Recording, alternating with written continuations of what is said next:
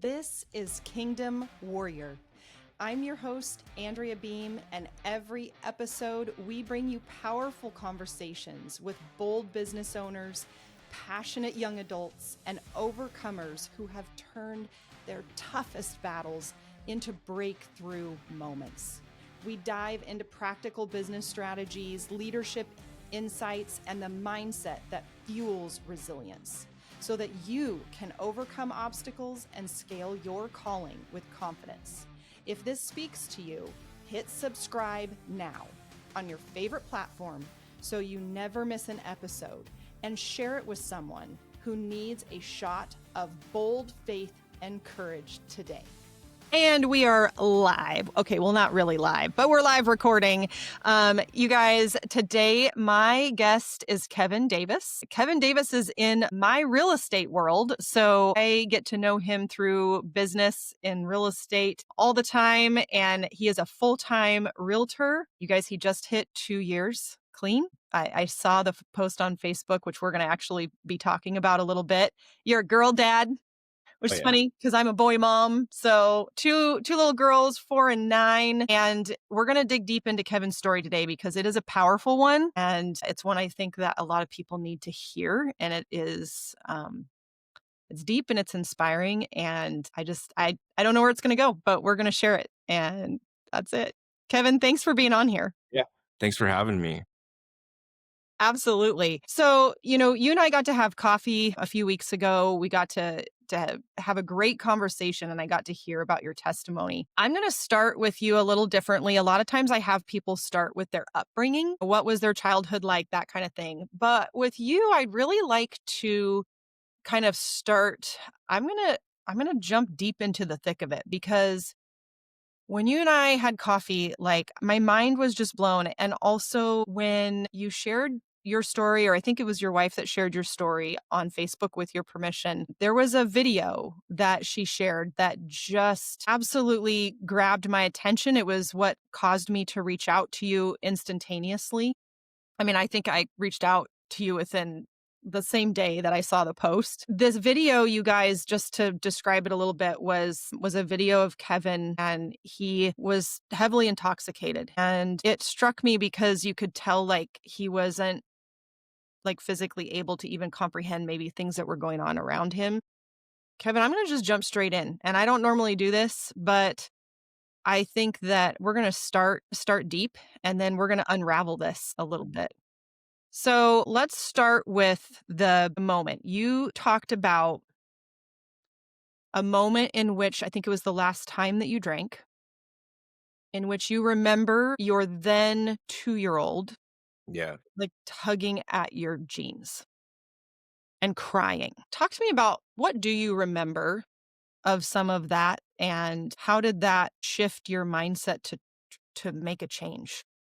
Yeah, that was getting teary-eyed just thinking of it. That was very powerful because, I don't know exactly the length of time that went on when I wasn't coherent, right? And I was to the point of just staring blankly at a wall, and I remember feeling just like as a empty vessel, right? And next thing you know, it's like I look down and my 2-year-old just, pulling at me and crying. And like all of a sudden it's like that moment where, like, almost like after an explosion, right? And you can't hear anything. And then all of a sudden all that sound just comes back in, and Yes, like a whooshing. yeah, right. And that was like so much panic set in, like, how long has she been tugging at me? And it hit me at that point. It was like, man, I am not being a father. I'm not being a husband. At this point, I'm not even being any sort of a person that is even helping at all in this world. And it was really rough, but it was eye-opening of, it was time for a change, right? I mean, having a 2-year-old tug at your leg like that, I don't know. I mean, I don't know much else that could tug at heartstrings more than that, right? Like, your kids just have this power and this ability, I feel like, to help us be aware and help us to, like, strive to be better just you dig deeper for them, right? Like maybe deeper than you would dig for your own self. Sometimes there's such a blessing. I know, like, just in looking back at my own life, like there's so many times where I felt like I did things because of my kids, right? Because I wanted to be better for them. So that was the last time that you drank.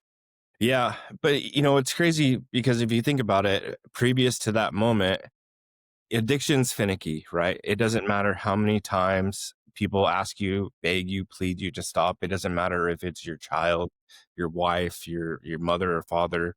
Uh, that person has to want to change, and something has to click.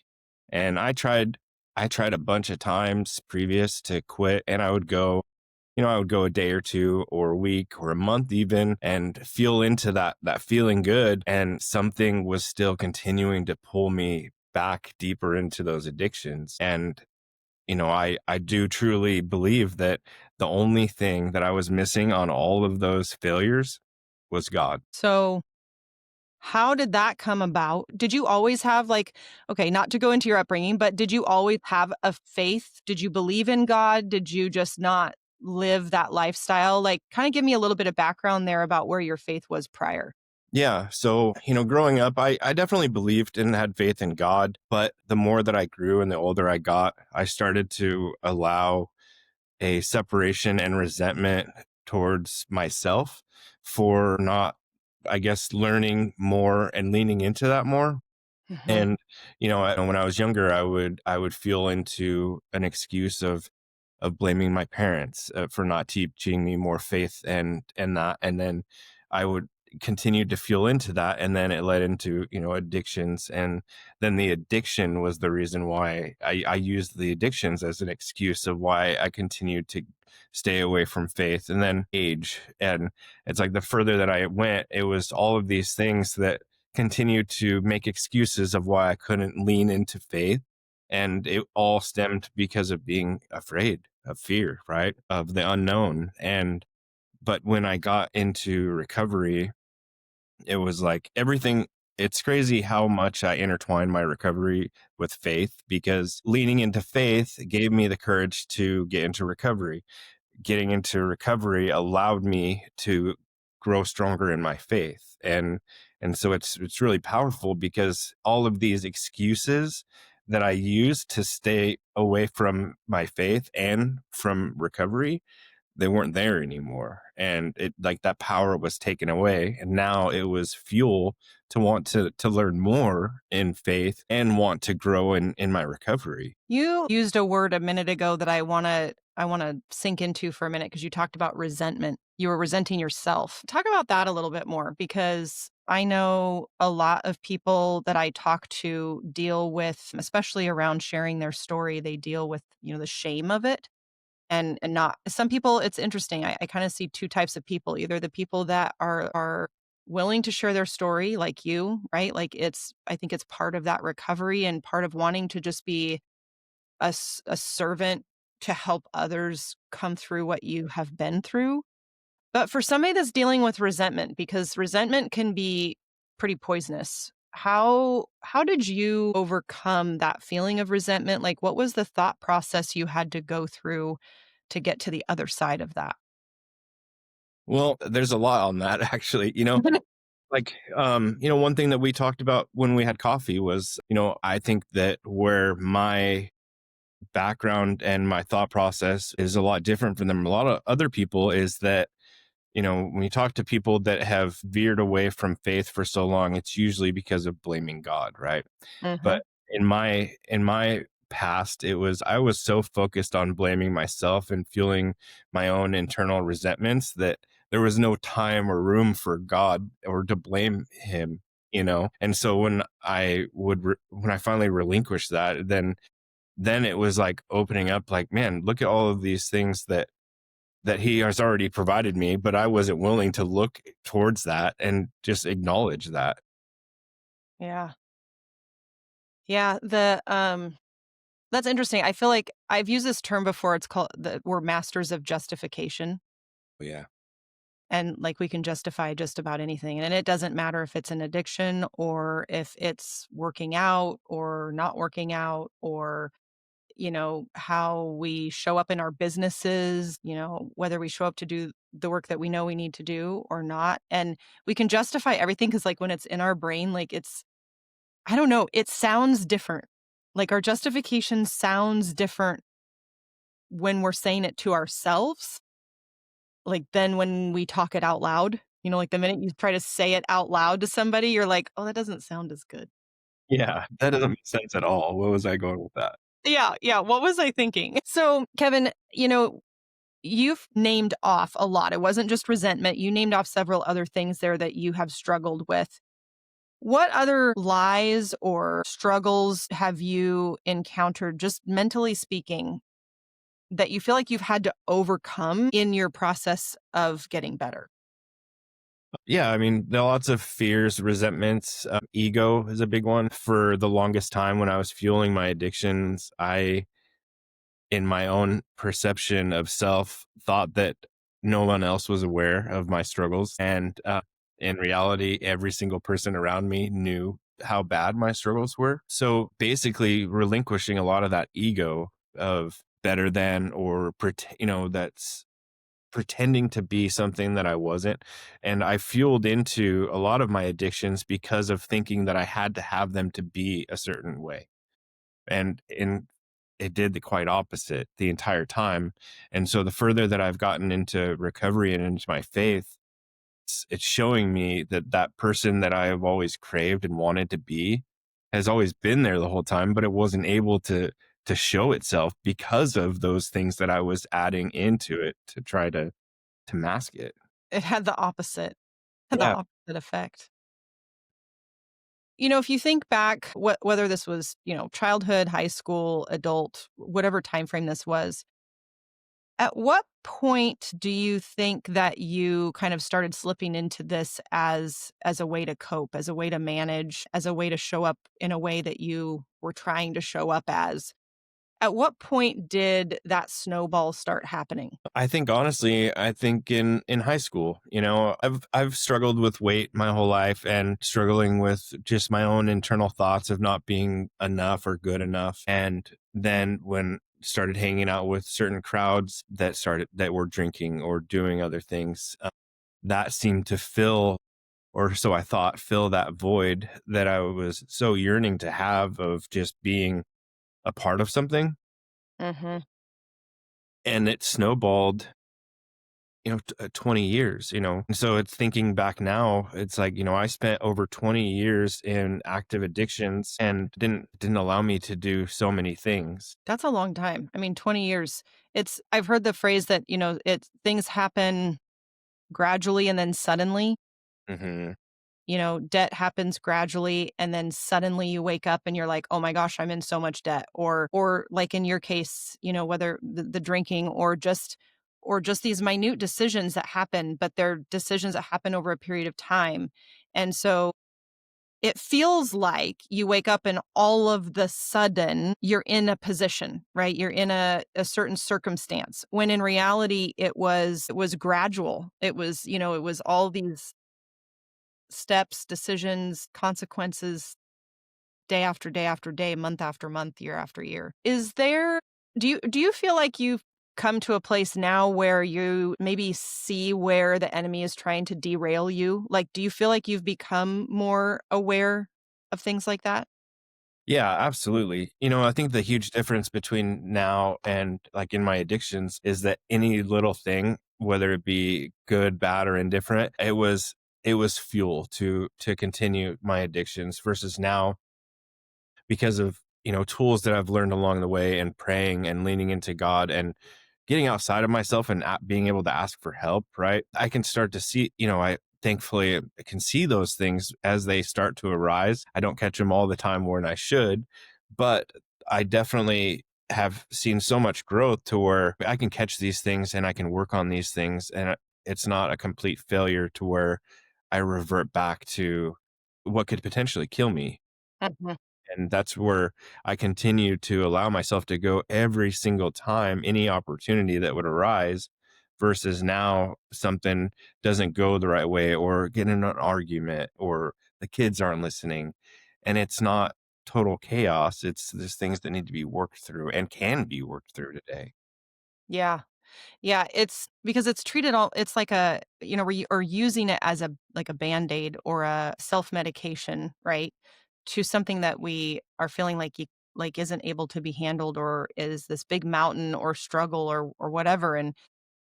And there's a reason they use that word liquid courage, right? Which I hate. I hate that word. But when you think back throughout this whole process, you just said it was 20-year, kind of a 20-year process.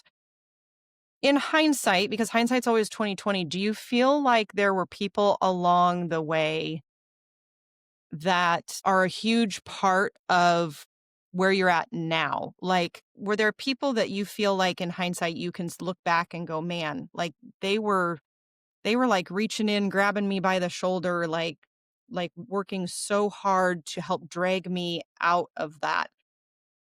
Do you feel like you have people like that where you look back and you go, "Man, I wouldn't have been able to do this without those people stepping in." Yeah. Yeah, absolutely. And obviously in hindsight now, I think back to so many moments and opportunities of people, whether it be close family or friends that tried so many times to just be like, hey, I think that there's a problem here. I think back to friends that tried to give me my first like recovery books. And this is years and years and years ago. This is 10 plus years ago. And, the craziest part about it is that throughout, 10 plus years of that addiction, I had that book in my nightstand and never one time opened it up. And now it's something that I use daily. And, so it's people like that that I get the opportunity today to reach back out to and let them know that, those times did mean something to me, even Mhm. though it didn't mean anything. I didn't know how much it would mean to me in that moment, or did I even allow it to? So kind of on that same token, do you feel like you can look back and see where God was trying to get your attention? Like, do you ever think back in those moments where he was like, "Hey." Yeah. Yeah. There's so many of those times. And it's crazy because, a normal person, they would have felt like they were getting hit over the head. But because of feeling addictions, it was like, nah, it's all right. It's okay. You can keep going. Don't listen to that. It's okay, keep going. Oh my gosh. Um, you made a comment when we had coffee that you wanted to recover out loud. Yeah. That was such a powerful statement when I heard you say that. How are you finding I know this is still fairly new for you. I know when we talked about coming on the podcast, you were like, "Okay, here we go." How do you find yourself recovering out loud? Tell me what that means to you. Just getting myself out there, honestly, just being vulnerable. I think one of the biggest things that I have had to adapt to is getting comfortable being uncomfortable and putting myself in situations that in the past I wouldn't have been willing to do or said no to, and I would have allowed fear to run that. Mhm. I do like that meaning recover out loud. And the reason why is because, and I'm sure that I know that there's a bunch of other people that they suffer silently, right? And so did I. And so to recover out loud is taking the power back that God has given me with all of these changes and with the potential to be of service to somebody else, to relinquish that fear of being afraid of saying something, of like, hey, I struggle with this. Yeah, so do I. Let's talk about it. Let's dig deeper into the why you struggle with it versus the struggle itself. So good, right? If we don't talk about it, like how I don't know. I look at it, I guess I flip that coin a little bit because if we don't talk about it, who are we letting down? Ourselves. Yeah. Yeah. I mean, it is such a powerful I just love that phrase. I don't know that I've ever even heard that phrase before. I don't know if I've ever heard anybody use it before, but I love it so much. I think you need to make it like a tagline somehow. It It's was definitely stated from somebody before me. I yeah. heard it from somebody. It's so good. So let's shift gears a little bit because you are full-fledged real estate agent. You're killing it. Like, you are a people person, which obviously is a huge part of real estate is being a people person. Do you see any overlap of the lessons that you've learned during recovery. Do you see any overlap of that in what you deal with in your business? Absolutely. Every single part of it. Ooh, go into that. I mean, it truly comes down to just being of service to somebody, getting the opportunity to be a part of somebody's life. And for me, it's shown like if the more intentional I am about being there, be of service to them, they see that, and I want to be I think to me, I stay humble just being vulnerable and being so grateful to people that give me the opportunity to help them. I think people see through things if the intentions aren't there the right way. Mhm. Yeah, the authentic side Yeah, of business. Yeah, there was an episode, I think it was my episode with Kim Frazier, we were talking about that people just see right through that, right? Like, if the audio doesn't match the video, then, like, people it's like they have little radars, right? Like, they can yeah. feel it, they can sense it. In your business, what are some highs and lows in your business that you've had to overcome? Maybe set aside from the addiction, but just business struggles. What's been something you've had to overcome in business? It's business slash personal, but obviously, we have a 4-year-old, and so she's in preschool, but that's not for very much time. My wife, she works full time as well, so trying to find that happy medium of work life balance and something that I'm really starting to instill better, thankfully, because of my wife, is boundaries, right? It's healthy boundaries with clients and with people in general, because I didn't realize how much I would love getting out and just being around people and just getting the opportunity to do this, right? And with that, can stem an addiction of helping people. So I, take calls at 9, 10, 11 at night and then start first thing in the morning. And so learning those healthy boundaries that I need to provide to my family has been crucial. And, just getting established, it's hard to want to do because I just want to get out there and be, face to face with somebody and be able to help them. But at the same time, I have to be able to help my family with intentional time and be here for them as well. I feel that so much. I remember many, many, many years ago, my husband saying to me, "You know, you're addicted to this, right?" And I was like, "Oh, yeah, I kind of am." Not kinda, like, I really am, right? Like, whether it was, I don't know, I feel like there is a certain amount of, like, you get a high from, like, helping someone or feeling like you help them achieve something, or helping a home seller or a home buyer or maybe just another agent. Like, there's definitely, like, these, I don't know what other word to use other than you get a high from, like, helping them. And it can be addicting because it can be, you don't know when to turn it off. Yeah. Yeah. And I just, these people are putting so much trust and faith in me. And I just want to reciprocate that back. Right. And let them know that what they're putting in me, I'm putting back in them tenfold by the work that I provide. Yeah.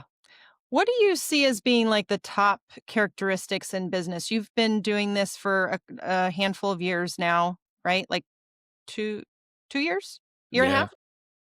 Yeah. Year and a half. Year and a half? Yeah. What are your observations just from the real estate industry or business in general that you think a good business person, what are the qualities that they have? Honestly, just being personable. I think that goes so far because if you're like something to where, no, a porcupine, right? If you're away where somebody looks at you and you look like you don't want to talk to nobody and you don't want nobody to talk to you, then, it's hard to do business with somebody like that. And so, you can tell usually within like, what is it? They say like the first 2 seconds of getting introduced to somebody, how the interaction is going to go. And I want Yep. that interaction to be positive. And I want, and I think that even the hardest headed people, if they're met with positivity and, love, and it's kind of hard to be a porcupine when everybody around you is with open arms. Right. And Yeah, so I, I don't know. I think that the more professional people are, it shows in their true nature of character of self. 100%. There, who was it that said that? It was maybe like a Zig Ziglar or like Darren Hardy or somebody like that I was listening to once, and they said they were asked the question, about a man's character, and they were like, "What do you think of his character?" And he said, "Well, I don't know. I haven't seen them go through adversity yet, so I don't know what their character is like until I see that." And I was like, "That's actually kind of powerful, right?" Like anybody could technically, kind of show up with a smile on their face when things are going good, but then like how do you show up when things are tough? And in Yeah. business, I talked about this with a business partner recently that when things are tough in business, typically like the knee jerk reaction of an entrepreneur or a leader is that they go quiet, right? They go internal. And sometimes that's right. They're processing. Maybe they're trying to figure out a solution.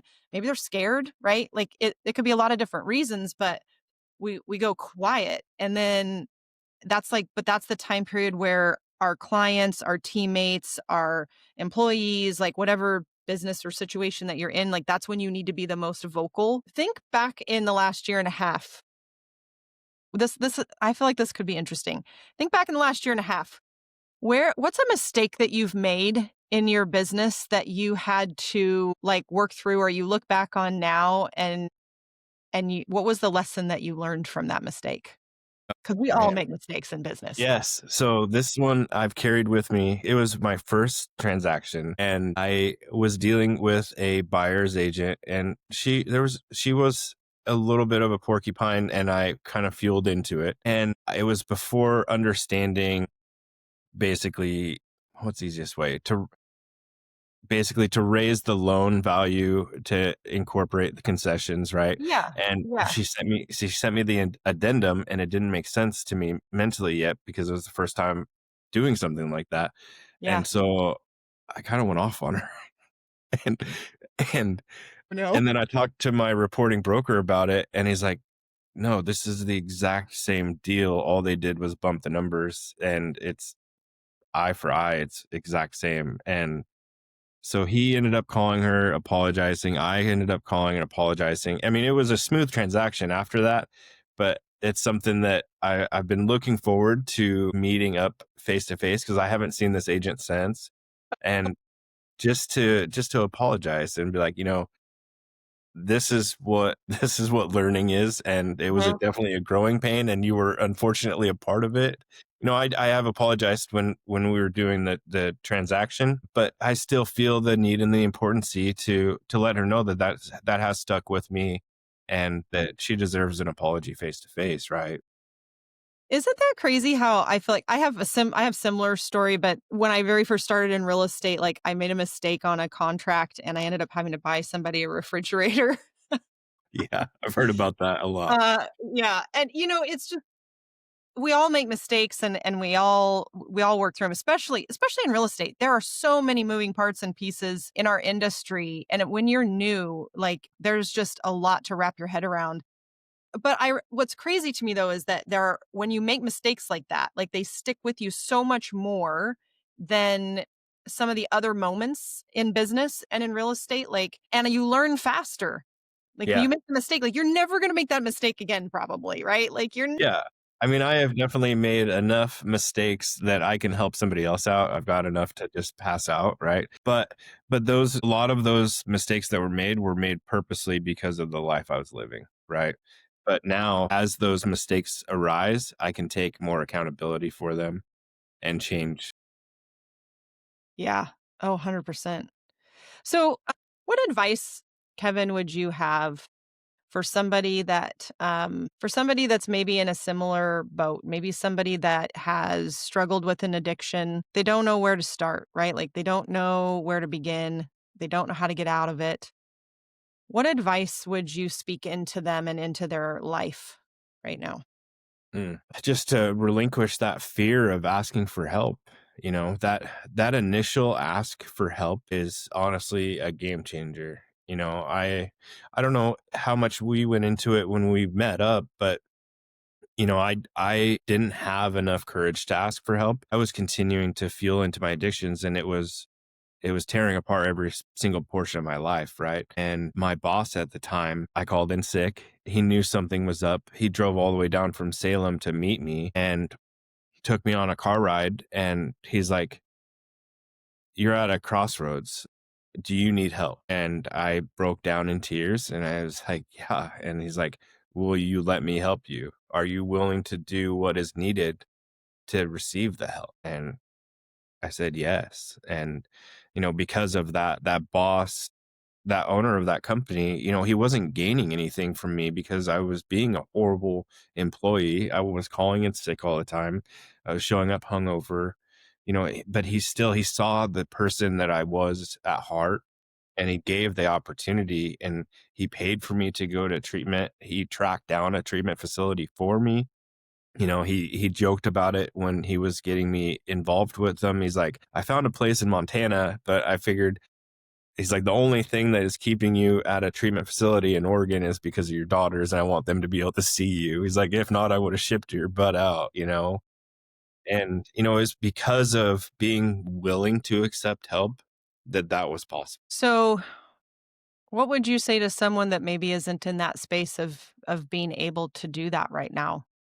Is there anything that you would share with them to maybe get them to try to see a different perspective? Yeah, I mean, nothing that I honestly, just being willing to take advice and just asking for help. I didn't realize how much opportunities there are out here for recovery and people that are willing to help. There's meetings daily, multiple times a day, but it's hard because for any person, there has to be that willingness, right? And if that willingness isn't there yet, then it's just not there yet. If that was the huge difference for me, is looking back, I didn't have the willingness.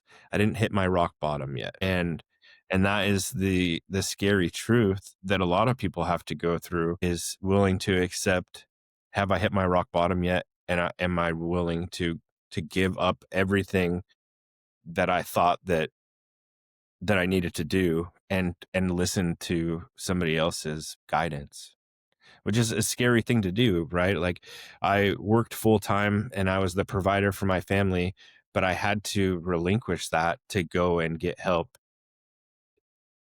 I mean, everybody's story is different, and some people can just start going to meetings. But for me, I needed a complete reboot and was gone for 60 days. Uh, and I know a lot of people, they don't have that opportunity that I had, and which makes me even more grateful. But that it comes down to that willingness and that desire to want a life. How do you work through it now? I mean, I've heard the phrase that technically, once you're an alcoholic, like technically like you kind of always have that, I don't even know the right word to use. Like you always have that with you. How do you handle that now? Because I don't want to be naive to think that there isn't, right, like you don't still have struggle, right? Like that there isn't temptation out there. So, how do you handle that now? A lot of the recovery stuff is stemmed about being of service to somebody. And the more that you get outside of yourself to try to help somebody else, you're not thinking about your own will, right? And I was meeting with a buddy of mine a couple hours ago, and I am recovered of the symptoms, and the want to drink, and but that only stays like that if I'm actively working in recovery, right? And and so for me, it's just continuing to relinquish the self-will of, like they call it, self-will run riot, right? And the more that I can be of service to other people, it gets me out of my own head and the selfishness, the self-centeredness, fueling into ego. Because the more that I can be of service to somebody else, I'm not thinking about myself. I like that. I like that. I feel like I've heard that before, not with addiction, but with just if you're struggling, like if you're in a dark place, like the first thing you should do is try to go out and help somebody else because it pulls you like away from that to focusing on something outside of yourself. But And that can be huge. it's kind of a two-sided coin, though, because there is portions of that is definitely beneficial, is to be of service to other people, right? But at the same time, there is that need to work through the things that you're struggling with. That, because that is a prime example of what I did in my addictions, is is I masked all of my problems. I covered them and didn't want to have to deal with them. And I tried to work around them and they would just show up and right in my face. Right. And so, being of service to somebody gets me out of myself. But then I also have to be intentional and look back on and ask myself, like, why was I feeling this way towards myself or towards somebody else? Like, what is the root causes? Right. Because that was the whole thing that I always steered away from while being in addiction is not wanting to work through my problems. I wanted somebody else to deal with it. Mhm. Yeah, kinda shoving them under the rug. Yeah, it was there's lots of stuff under the rug. How has your relationship changed with God in the last 2 years? It's I got a Bible verse I to read you because at first it was one of those things like, okay, I gave myself over to God and I feel so much better. And then things started happening again in the negative light. And so I started to get a little bit of resentment built up towards myself. And like what we talked about earlier, that of towards God, even a little bit, Mhm. is one of those things where I had to realize, like, living in faith, it isn't about just giving yourself over to God and just putting it on that bookshelf and be like, I'm good. I did it. Right. It's a continuous act and a choice daily that you have to do. Or then if you don't, you're going to see that discontent, in your heart. So I've had to continue to do that daily, and it shows quickly on the days that I'm lacking that. It shows outwardly. And there was a Bible verse that just it hit me, and it's one of those things that I think that I'll stay with for a long time. It's in James 1, 5 through 8. It says, if you need wisdom, ask our generous God, and he will give it to you.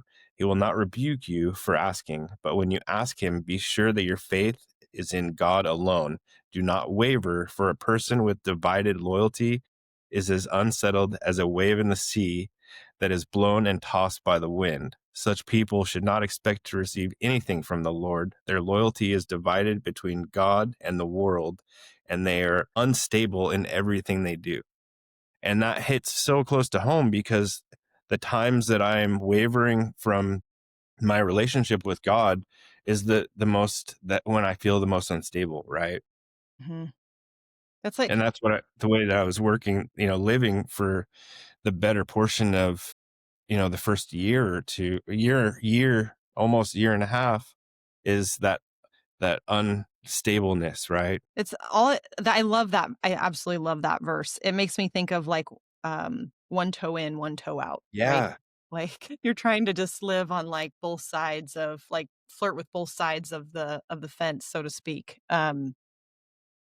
I love that verse. Thank you for sharing that on here. I love it when I love it when guests bring Bible verses that speak heavily to them because it could be something that I haven't heard in a long time, or I hear someone's perspective on it, or how that verse helped them in their life. And I think it's pretty neat when somebody shares something that was powerful to them. I know, like, for me, when I made the decision to really commit my life to God, to come back to God, because for 20 years I ran from God. But that moment that I made that decision, it wasn't even a scripture verse, but it was a sermon. Like, my pastor was talking, and it was one of the days I happened to go to church, and which I didn't like doing at the time because I would cry every time I went to church and I hated that. And so I'm sitting there somewhat resentfully, right? And he talked about a book, and it wasn't the Bible, right? It was a book called Not a Fan, and I had had that book sitting on my nightstand for over a year. And so when he started, never picked it up, never read it.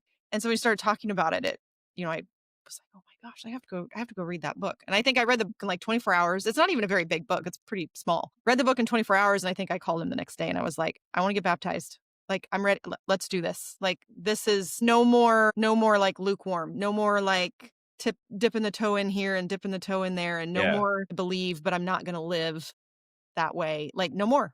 I don't know. It was something about, like, just, man, reading that book, it was like a smack across the face. So, that's awesome. I love that verse. I love that verse. Dear goodness. I feel like we could dig into so many different aspects of this. Kevin, do you have anything that I haven't asked you about that you wish that you could share with someone that's hearing your story for the first time? Do you have something I haven't asked you about? that you feel like is important for people to know? Well, I mean, I know that it's crazy because now, like looking back, there's three things that I finally allowed to help in my life, and obviously, number one was God.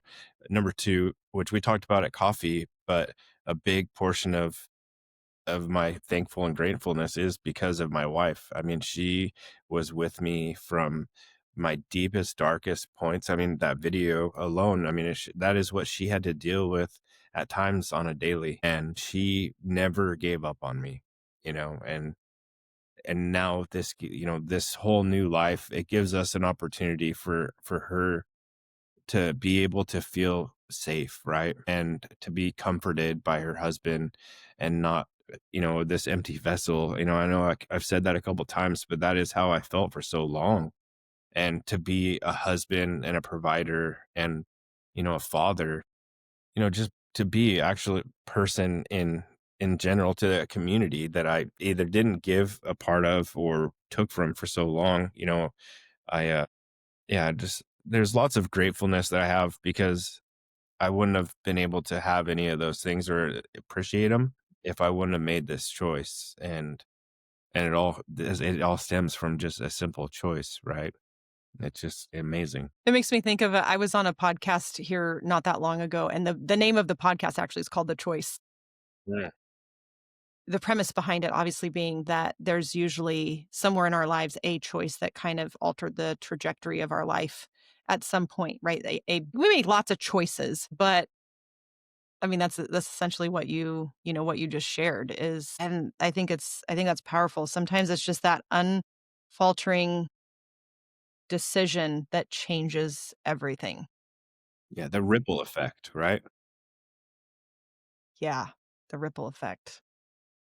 Kevin, I am so grateful to you for coming on here and being willing to just I really I mean, I dug in deep from the first question and you did not even flinch and, I appreciate the willingness Yeah, of absolutely. you to share. Like I said, these stories need to be heard because there's just so much struggle out there in the world, and I think that there is really something profound about the hope that people can get just from hearing someone's story. And not just the hope, but maybe even just the sheer courage to make a decision, to make a step forward, to ask for help, like you said, um, that they wouldn't have had otherwise. Mhm. And I just thank you for being willing to share and come on here. I appreciate it more than you know. Absolutely. I love it. So, how can people reach out to you? If somebody wants to reach out to you or look up your business or look up your social media, how do they reach you? What's the best way? You can call me on my cell phone anytime. You can email me or go to my website, Kevin Davis Premier Property Group. Okay. I always try to make myself available. We'll put all his links when we launch this. We'll have all the links available for everybody. He's already shared all those with us, so we'll make sure those are down below, and you can just click on them and contact him easily that way as well. And Kevin, until next time, hopefully I get to see you in a few weeks. But until next time, thank you, my friend. I will Yeah. be seeing you soon. All right. Thank you.